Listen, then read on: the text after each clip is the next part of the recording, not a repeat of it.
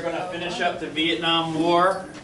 Yesterday we went through a lot of stuff really quickly about America's initial involvement, the Gulf of Tonkin Resolution, which gave Johnson the basically a blank check to wage war in Vietnam.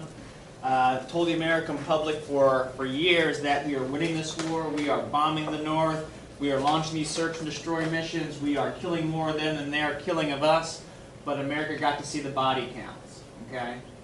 We are winning this war. Then on January of 1968, we get the good old Tet Offensive, massive coordinated attacks throughout South Vietnam by the North Vietnamese Communist forces. Boom. Okay, the world changes. America starts to realize that, hey, things aren't going as we've been told they've been going. Okay, why are we here really in Vietnam? Okay, and our whole perspective on the war effort is going to change. Yes, there are those folks that still believe, okay, it's great to be fighting communism. You need to fight communism. You need to hold communism where it stands, okay? But there's going to be an increasingly larger number of individuals who are going to resist this idea of going to war in Vietnam to halt the spread of communism.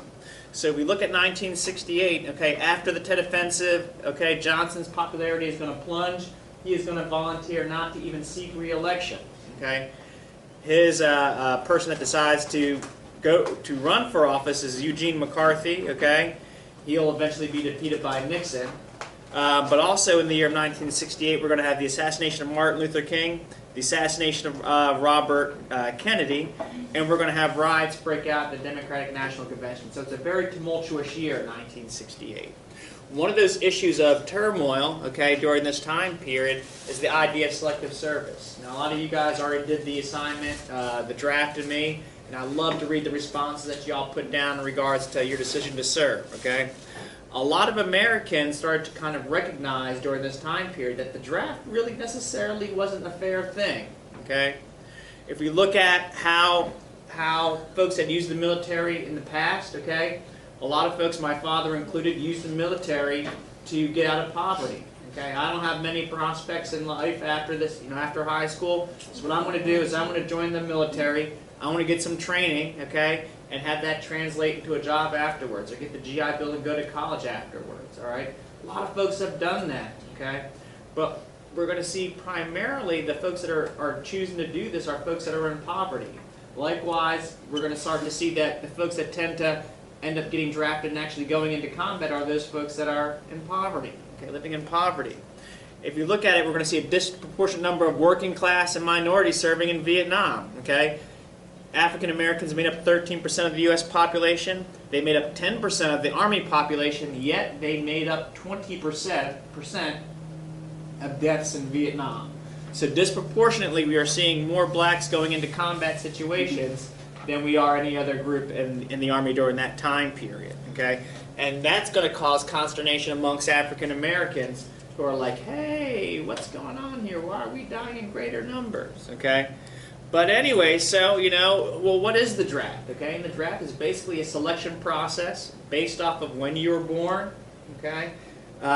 They would have a lottery, which they had a giant machine, like a bingo machine, and they would pull out these numbers, okay? And these numbers would get assigned to different dates of the year. So you would have a table with the number of months across the top and the number of days per month across the bottom, or on the side. And the first capsule pulled out, and as a matter of fact, the first capsule pulled out for the 1970 draft was 305. Boom, goes on January 1st. 159 was second, boom, January 2nd. They go all the way around until these days are all filled up. Now, yesterday somebody had asked me in my other class, what do these dash marks mean, Mr. Johnson? Okay, well, there's only 30 days in months of November, December, so on and so forth. So those days that don't have a 31st day on there have a dash mark. February gets 2 because of it being 28 days, but they did include one for leap year. All right, so that's what that's all about. So you go through this process. You're looking, you're praying, you're hoping that your number doesn't come up, okay? And then they come to your birthday, you have to be born on January 15th, and you're like, oh boy, let it be 300, let it be 300. Well, it just happens to be January 15th, it was 17th, okay? At that point, you can rest pretty much assured that you're going to be drafted, all right? So you may start to think, do I want to be drafted? Do I want to serve in the Army? Okay. Now, depending on your background and your thoughts and things like that, okay, you would probably, say, okay, I want to go. I want to do this thing. However, if you didn't want to go, all right, you've got a kind of different ways of getting out of this thing. If you happen to be middle class, upper middle class, okay, going to college, you could defer, all right? That was one way of getting out, but that's also a way that folks felt that the draft wasn't fair. Because if I'm a middle class, upper middle class, or a rich kid, I can just simply be in college and not have to worry about being drafted. Whereas if I were poor or working class, okay, I didn't have the resources to go to college, and my number came up, well, I've got to go to war, or I've got to get drafted and probably go to war in Vietnam. I didn't want to do this. Draftees could also do things to kind of get out by joining things like the National Guard, okay, or joining I'm going to join the Coast Guard. No big deal, okay. I got draft number 17. Tomorrow I'm going out and I'm going to enlist in the Coast Guard, or I'm going to enlist in the Navy, or some branch of service where I'm less likely to be sent into combat. So you've got these different ways of trying to get out of it, okay. If you were drafted, okay, and you did get selected and you were sent down to Parris Island, all right, your experience may be something like the one that was satirized or shown on the movie Boys from Company City. There was a good question, Mr. Johnson, what happens if how do they notify you? How do they notify you? Well, you get a letter or a telegram, and if after that, you didn't answer that, you might get the knock on the door. And someone's like, well, I'm not be home. I'm just not going to be home.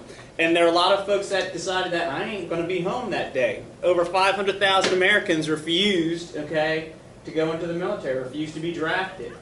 They did this in a variety of ways, okay. Some folks would burn their draft cards in protest and just kind of lay low. I ain't got no draft card. I don't know what you're talking about, okay. You got that going on. Some folks just never showed up for induction into the military. They get the card, or they get their letter. They know what day it was, okay, I'm just not going to go. Or they would leave the country or refuse to serve, okay. I'm sorry? Would they do anything to them? You would. Something could happen to you. A lot of folks, if you refuse to go in, okay, you would, if you got arrested or you got picked up for anything, oh, you haven't gone in, okay, so we're going to put you in jail. We'll give you a choice. You can either go in, or we'll send you to prison for a couple of years, okay?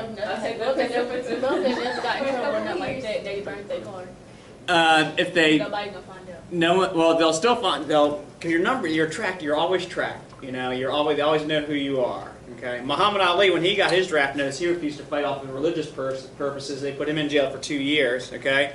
A lot of folks just chose to go to jail over going to war in Vietnam. A lot of folks went to Canada. And if you left the country and avoided the draft, okay, you were a criminal, okay? You were a criminal. It wasn't until 1970, it's like getting a bench warrant, basically. Oh, you didn't show up, bench warrant, guilty of dodging the draft, you will be serving X amount of time. In 1976, 1977, Jimmy Carter pardoned everybody who had avoided the draft during the Vietnam War. It was kind of a controversial move on his part because so many folks did fight, all right? But people will stop and protest for a variety of reasons, okay? If it's an issue of religious freedoms or religious beliefs, okay? For African Americans, okay, if it was a situation where, hey man, I ain't got nothing with no Vietnamese, okay? My fight is here in America against the oppression of the government that exists today, all right? That's what a lot of folks would believe.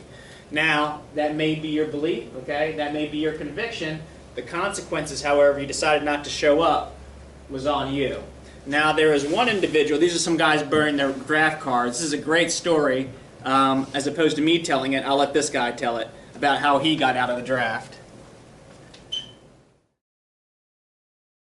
That was another way of getting out of it. That was another way that people used to avoid, and it wasn't necessarily untruth for folks, for some folks.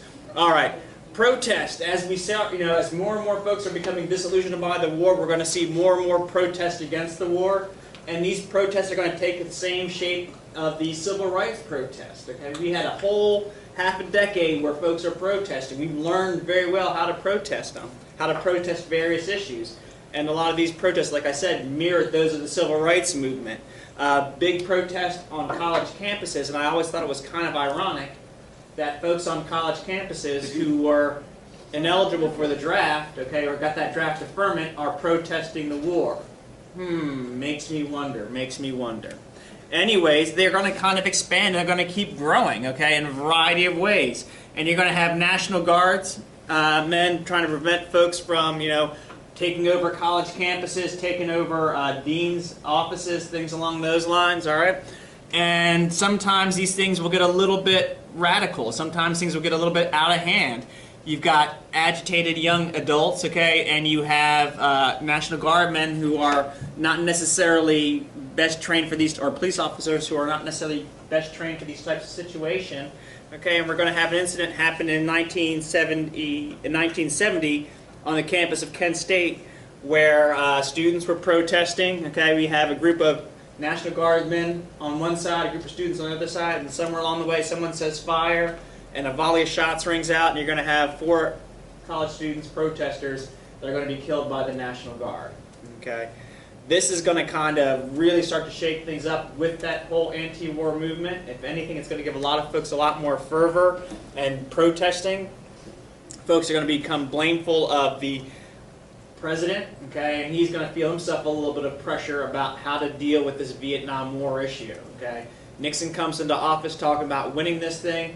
Comes into office talking about, being a law and order president, and now he's facing all of this kind of turmoil from college protesters. Nixon gets in, he's going to start escalating the war. He's talking about getting out and ending this thing, and his first step to getting out, I guess, is to escalate and try and hit the North Vietnamese and the Viet Cong forces where they live, and he's going to start bombing the Ho Chi Minh Trail. He's going to bomb it inside of Cambodia, a non-combatant country. Okay, folks are going to get pissed off about this when they find out.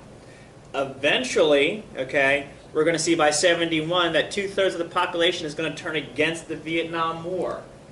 Another big thing that's going to happen during this time period is that the Pentagon Papers are going to be leaked. And the Pentagon Papers are a series of papers and documents that were written that basically said, as early as 1965, okay, 66, that this war is unwinnable. Okay, we are not going to be able to win this thing. We need to get out now. And yet, from 65, 66 up to 69, we're here, or up to 68, we're hearing that we're winning this thing. Okay, Tet Offensive comes out, and everybody gets a little bit nervous.